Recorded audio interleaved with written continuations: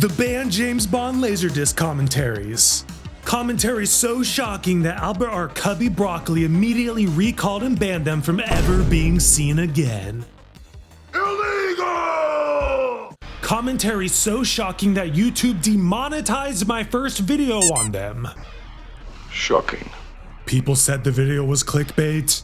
It's a trap! People said King Kong wasn't infamous. What does that mean? Infamous. Oh, Dusty.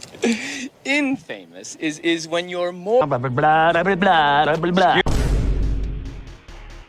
People said I sound like Napoleon Dynamite. Napoleon Dynamite? Well, maybe that one's true. But I kept going. Positively shocking. Ladies and gentlemen, we did it. Ladies and gentlemen, we got him. This is the last video in the series of the James Bond banned LaserDisc commentaries from 1991. This is the rest of the amusing snippets from Goldfinger. Just do it!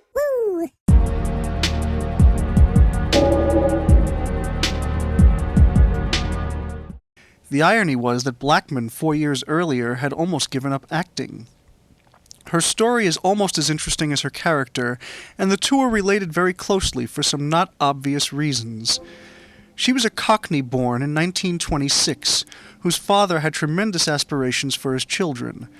The family was very poor, and in 1942, when she was 16, her father gave her a choice. She could get the bicycle that she wanted or spend the money on speech lessons.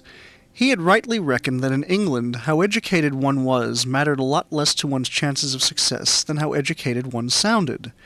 She chose the speech lessons and continued them after leaving home, and eventually conquered her Cockney accent. Reading led Blackman into acting, and she started taking bit parts in plays on the West End for as little as $20 a week. She may have been England's first post-war working feminist, at least in movies.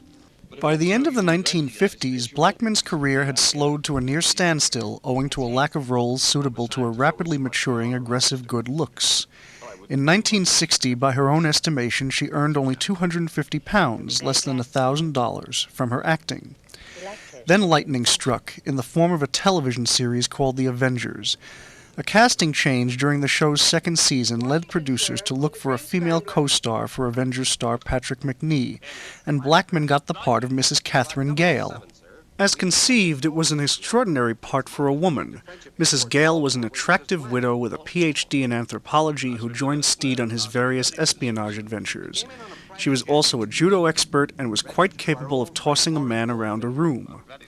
It was all rather Bondian in itself, but what made it special for Blackman was her suggestion, accepted by the perplexed writers, that they write the part as though it were being written for a man. And by the end of 1963, she was the most popular actress on British television and an object of adoration for millions of viewers. Broccoli and Saltzman had early on established the concept of casting beautiful but unknown actresses as Bond's love interests in each of the films.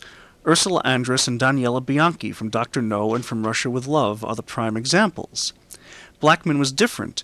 She had built up enormous name recognition in England from the Avengers, and as a result was already established there as a sex symbol associated with espionage and adventure. She had the added advantage of being unknown outside of England, for the Avengers had not been sold or shown in the United States or most of the rest of the world. This was a tougher part than either Ursula Andress or Daniela Bianchi had to play in the two earlier Bond movies. In Fleming's original novel, she was a lesbian gang leader, one of the mobsters that Goldfinger ensnares in his plot to rob Fort Knox. These are two consummate professionals who play the camera for all that it's worth, and there is an electricity between them as performers that is utterly lacking from the rest of the series. Oddly enough, the only other well-known actress ever cast as a Bond love interest was also a graduate from the Avengers, Diana Rigg, who co-starred in On Her Majesty's Secret Service, and who was Blackman's successor on the series when she left to do Goldfinger. Goldfinger for her was a second chance at screen stardom, and she used it for all it was worth. The result was a multi-film deal with Broccoli and Saltzman, and plum screen roles in the movies Life at the Top and Moment to Moment. The latter picture brought her to Hollywood for the first time. Today, Honor Blackman looks back fondly on Goldfinger. She describes Sean Connery, with whom she subsequently did the Western adventure Shalako, as a complete professional and a very sexy man. Blackman, incidentally, did her own judo and stunt work on Goldfinger. They did have a double standing by for the scene where Bond tosses her into the hay, but she insisted on playing the scene herself. Oh, and just for the record, Honor Blackman has a husband and 2 children, and a great sense of humor about the part of Pussy Galore. The scene the set is used for doesn't stand up to analysis for a moment. If Goldfinger is planning to kill the gangsters anyway, then why the elaborate show, except to reveal the plot? The Fort Knox robbery is, of course, intended to bedazzle the audience. It is, and this is, the moment the Bond novels broke free of convention and reality completely and entered the realm of fantasy. And, well, for one thing, as the screenwriters realized, it would take 12 days to remove all of the gold from Fort Knox, and then where do you go? They sweated long and hard over the subject of why someone would go to all the trouble of breaking into Fort Knox and then not steal anything, and eventually came up with the idea of irradiating the gold to make it valueless, thus increasing the value of Mr. Goldfinger's holdings. In April of 1957, Fleming spent 10 days at a health resort called Enton Hall in Surrey, living on a diet of orange juice and tomato soup and receiving steam baths and treatment for a sciatica in a traction machine. But it was on his first day there that Fleming met a goldsmith named Guy Welby. Fleming found himself fascinated by the whole subject of gold, and for the next 10 days he eagerly absorbed everything Welby had to say about gold and its qualities. In the novel, Bond is threatened by a buzzsaw, which works fine in literary terms. Maybaum realized that on screen, however, that scene would look too much to theater audiences like something out of The Perils of Pauline, and the laser beam was used instead. The movie leaps into fantasy much earlier with the car chase. In fact, there are those who say that the moment James Bond was changed forever on the screen was when the Korean guard is flung from Bond's car in the ejector seat. He was writing in deadly earnest, and in fact one of the flaws of his books of which he was aware was their oppressive seriousness of tone and Bond's complete lack of humor. He might well have appreciated Goldfinger, and he certainly did appreciate the £100,000 per picture, plus 5% of the producer's profits that his contract with Saltzman and Broccoli brought.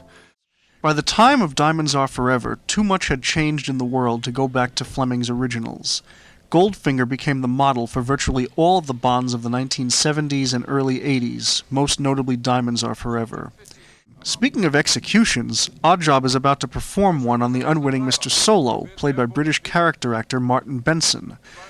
The name Solo created no end of problems for Saltzman and Broccoli and the NBC series The Man from U.N.C.L.E. In 1962, producer Norman Felton had begun a short-lived association with Fleming in a television series to have been called Solo, about a globe-trotting secret agent. Fleming worked on the project for a long time, but like his other television ventures, this one fell through, leaving him out of the production with nothing concrete remaining except for 2 names that Fleming had conceived, Napoleon Solo and April Dancer. Solo, as the Felton series was originally called, was eventually brought to the screen as a 1-hour weekly adventure in the fall of 1964. Before it made it onto the air, however, Saltzman and Broccoli threatened to sue to get the name of the show changed, fearful that even the smallest connection with Fleming, still played up in its title, would damage their property. When the show rolled before audiences in September of 1964, it was called The Man from U.N.C.L.E. They need not have worried. As it turned out, The Man from U.N.C.L.E. not only didn't damage Bond, but, whetting audience, especially younger audience, appetites with its own stylish approach to adventure, it helped fuel the spy craze that suddenly flared around Goldfinger. Goldfinger opened in London on September 15, 1964, and in America on Christmas Day.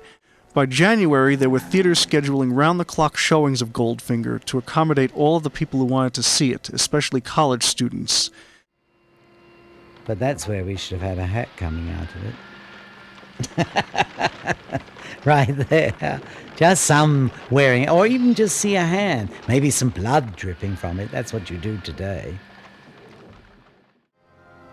Sakata was spotted on television by Guy Hamilton in a pro wrestling match and approached about playing Oddjob. At first he was reluctant, afraid that Bond would toss him around the screen, which would have hurt his wrestling career. When he found out that he would do the tossing, he agreed. And he went on to a very solid film and television career after Goldfinger. Indeed, he parodied his Oddjob character in a Vicks Formula 44 commercial as a cough sufferer who wrecks an entire apartment as his hacking causes him to splinter furniture with his hand. Sakata died of cancer in 1982. Most gassings in movies took time for people to cough and suffer, so this was probably the first screen depiction of modern quick-acting nerve gas. Yet audiences, at least on one side of a line of demarcation, tended to think of Goldfinger as a fun movie, and it was a movie that children were brought to. Goldfinger can be seen as a film that, at least as much as Hitchcock's Psycho, raised the acceptable level of screen violence through its well-placed comedy. Goldfinger, because of its outsized plot and popularity, was also the first of the Bonds to lend itself to extensive parody before the first of the Bond movies was even released. In 1962, the Harvard Lampoon published a miniature paperback called Alligator, a James Bond thriller by Ian Fleming. Asterisks were used in place of the vowels in both Bond's and Fleming's names.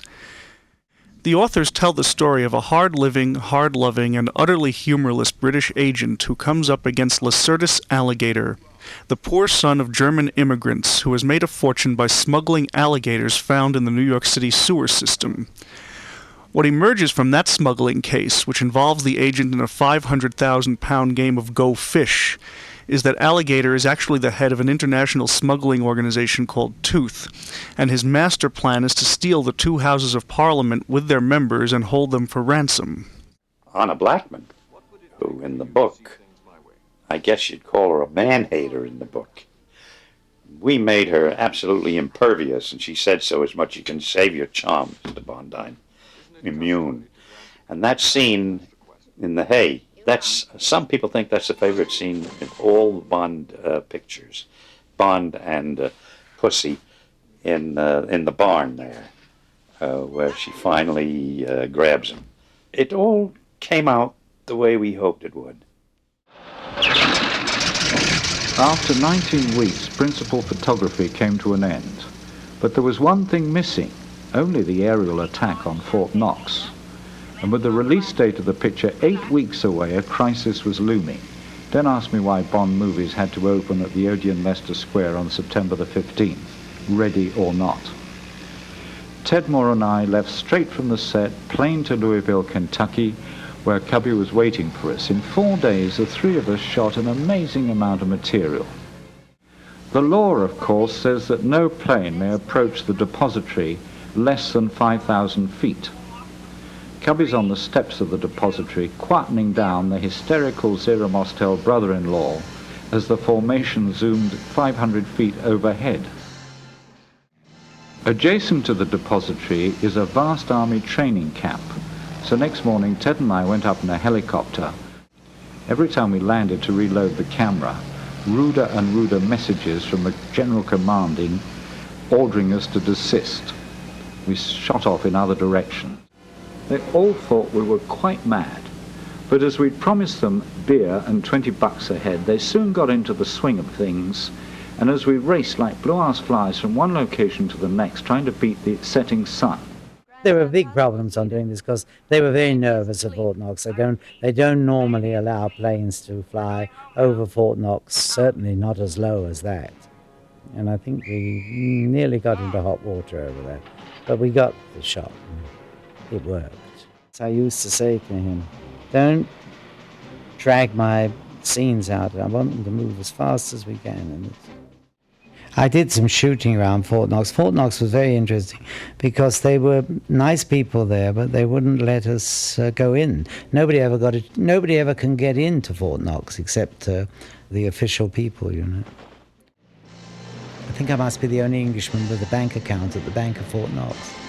I've got $25 in the Bank of Fort Knox. Yeah, we had dinner one night with I think he was the governor, and I asked him, why won't you let us just take a look inside? What is there against just looking inside Fort Knox?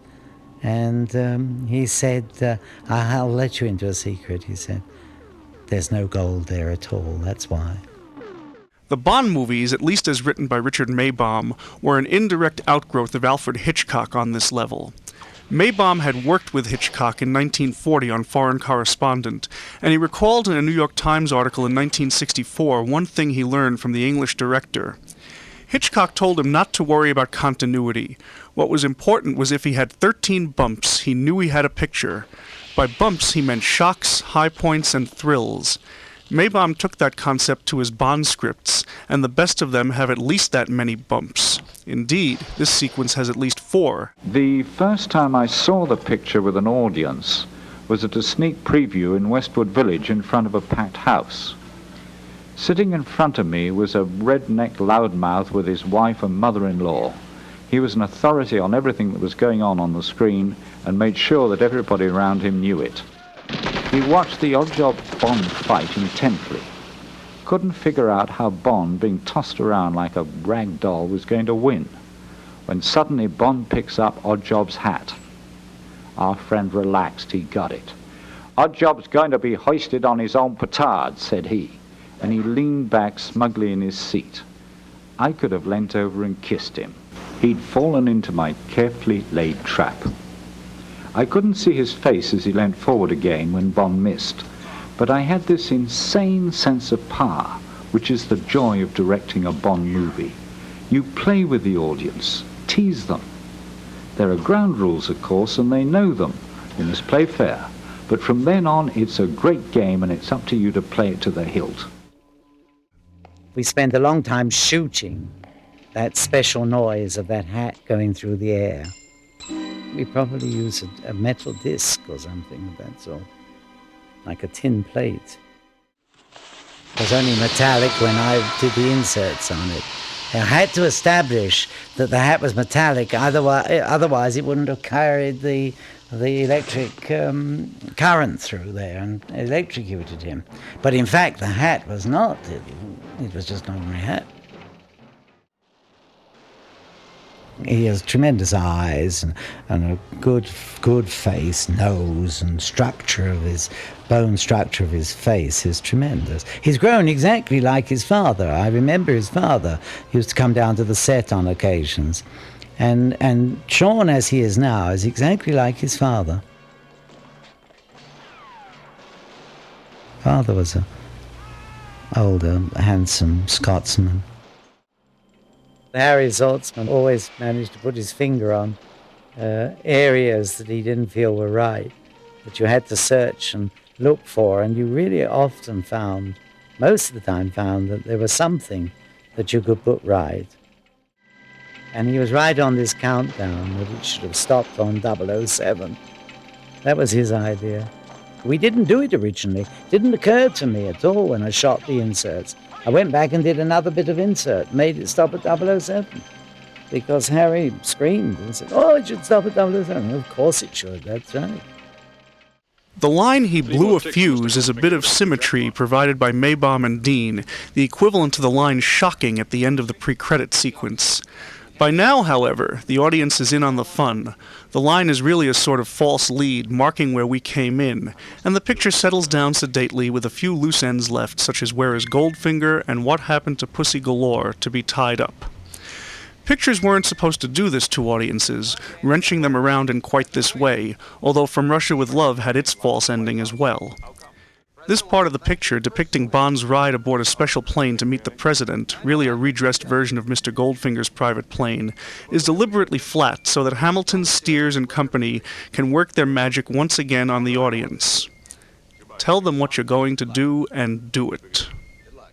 The depiction of explosive decompression coming up in this sequence is the most realistic done on the screen until this time. The Bond special effects team deserves real credit for this rather terrifying moment, which wasn't surpassed until 1970 when Universal's original airport showed a fully loaded passenger jet losing its pressurized atmosphere. In the book, of course, Oddjob is sucked out of the plane while Goldfinger is strangled in his fight with Bond. On a literary level, this was a fine idea, the strangling or suffocation of Goldfinger being just recompense for his murder of Jill Masterson by skin suffocation.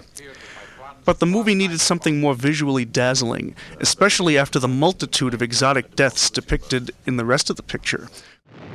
It was a very tedious sequence to do, but it worked when we got it all done. It worked. A few words about the end credits of Goldfinger. As originally released, they announced that James Bond would return in On Her Majesty's Secret Service, and as late as the fall of 1964, Broccoli and Saltzman intended that book, generally regarded as the best of Fleming's novels, to be the next movie. But a complication had arisen when Kevin McClory, a filmmaker who had collaborated with Fleming on the screenplay to Thunderball in the 1950s, won his lawsuit in a London court and was awarded all screen rights to Thunderball. This was something that Broccoli and Saltzman had feared all along, that one of the few Fleming Bond titles that they didn't control, such as Casino Royale, would go into production while they were making their pictures. McClory originally intended to mount his own production but couldn't raise financing or find a suitable James Bond, and a deal was struck by which Saltzman and Broccoli's company would produce Thunderball with McClory as executive producer. Thus, On Her Majesty's Secret Service was pushed back, and Thunderball became the next movie in the series. That's it. That's all of it. It's done. There's nothing left. What do I do now? I'm not sure what to do with my hands. If you have been following this series, thank you so much for watching. I am so happy you got some enjoyment out of my videos. Thank you. There's a lot more interesting content to come on this channel. The fun is only beginning. And here we go. So if you like what I do, please consider liking and subscribing. Check out the description below as well if you want to see how else you can support me and the channel. Well, that's about all. Have a stellar day.